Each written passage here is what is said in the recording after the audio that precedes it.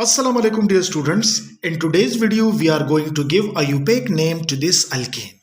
आज हम इस अल्केन को IUPAC नेम देंगे। ये बड़ा सिंपल अल्केन है लेकिन इसमें थोड़ा सा ट्रिक है तो हम उसको एक्सप्लेन करने की कोशिश करेंगे। जब हम अल्केन को IUPAC नेम देते हैं तो ये as you know we will always follow IUPAC rules और हम IUPAC रूल्स को फॉलो करके इसको नाम देंगे। So let's start. IUPAC rules में रूल नंबर 1 हमें कहता है कि select the longest continuous chain of carbon atom in a given compound. So हम इसमें लॉन्गेस्ट कंटिन्यूस चेन जो है उनको सेलेक्ट करेंगे। 1 2 3 4 5 6 एक चेन हमारे पास, एक पॉसिबल चेंज इस कंपाउंड में जो लॉन्गेस्ट बनता है वो ये है।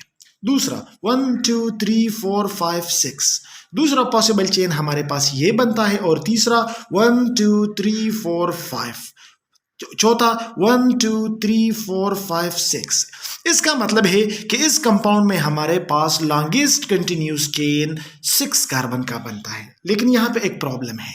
प्रॉब्लम ये है कि 1 2 3 4 5 6 ये चेन भी 6 कार्बन का बन रहा है और 1 2 3 4 5 6 ये चेन भी 6 कार्बन का बन रहा है। इसी तरह ये चेन भी 6 कार्बन का बन रहा है। सो हम कौन सा चेन सेलेक्ट करेंगे? तो इसके लिए हमारे पास रूल नंबर 2 है। अगर हमारे पास लॉन्गेस्ट कंटिन्यूस चेन अगर हम किसी भी रूट से स्टार्ट कर ले और उसमें नंबर ऑफ सब्स्टिट्यूएंट या ब्रांचेस सेम आते हो तो फिर हम कोई भी chain as a longest continuous chain select कर सकते हैं। लेकिन अगर हमारे पास लॉन्गेस्ट कंटिन्यूस चेन मुख्तलिफ रूट से मुख्तलिफ सब्स्टिट्यूएंट वाले बनते हो तो उस केस में हम उस चेन को लॉन्गेस्ट कंटिन्यूस चेन कंसिडर करेंगे जिस पे मैक्सिमम पॉसिबल ब्रांचेस हो। इसका मतलब ये है अगर हम ये लॉन्गेस्ट कंटिन्यूस चेन सेलेक्ट कर ले तो हमारे पास एक ब्रांच ये आ जाएगा और दूसरा ब्रांच ये आ जाएगा। यानी अगर हम ये लॉन्गेस्ट कंटिन्यूस चेन ले ले तो हमारे पास इस चेन को सिर्फ 2 सब्स्टिट्यूएंट 2 ब्रांचेस इस चेन पे लगे हुए हैं। लेकिन अगर हम लॉन्गेस्ट कंटिन्यूस चेन ये ले ले तो आप देख सकते हैं कि हमारे पास टोटल नंबर ऑफ सब्स्टिट्यूएंट्स कितने हो गए। एक ये हो गया, दूसरा ये हो गया और तीसरा ये हो गया। हमारे पास 3 सब्स्टिट्यूएंट है। लिहाजा this should be the longest continuous chain, not the straight one. ठीक है। अब नेक्स्ट रूल हमें क्या कहता है? नेक्स्ट रूल हमें कहता है कि number the chain starting from the end near to the substituent.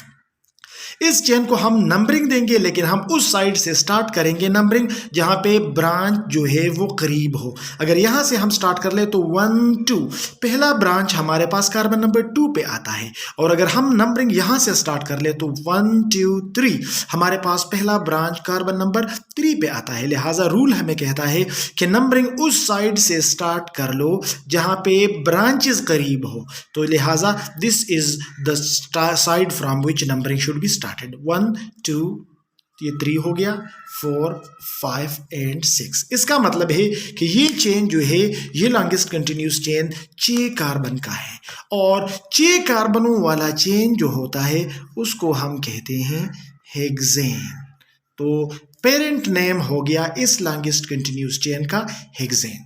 ठीक है। नेक्स्ट रूल हमें कहता है कि put the substituent along with their position before the parent name in alphabetic order। Parent chain के ऊपर जितने भी सब्स्टिट्यूएंट है उनको अल्फाबेटिक ऑर्डर में पेरेंट नेम से पहले लिखना है हमने और जो ब्रांच जिस कार्बन पे है उस कार्बन का पोजीशन भी हमने लिखना है। तो यहाँ पे हम देख सकते हैं कि हमारे पास सिर्फ और सिर्फ 2 किस्म के सब्स्टिट्यूएंट है। यहाँ पे एक इथाइल सब्स्टिट्यूएंट है, यहाँ पे एक इथाइल सब्स्टिट्यूएंट है और यहाँ पे हमारे पास एक मीथाइल सब्स्टिट्यूएंट है। यानी हमारे पास टोटल 2 इथाइल सब्स्टिट्यूएंट है और एक मीथाइल सब्स्टिट्यूएंट है। लिहाजा ई अल्फाबेटिक ऑर्डर में पहले आता है। सो हम इथाइल पहले लिख लेंगे और मीथाइल बाद में लिख लेंगे।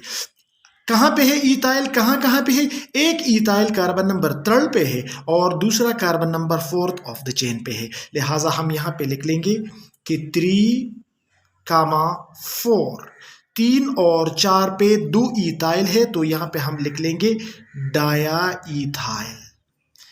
यानी हमारे पास 2 इथाइल है, एक पोजीशन नंबर 3 पे है और दूसरा पोजीशन नंबर 4 पे है।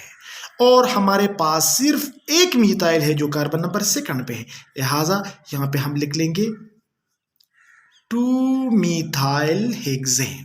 तो ये हमारे पास जो इस कंपाउंड का पूरा नाम हो गया according to the rules of IUPAC.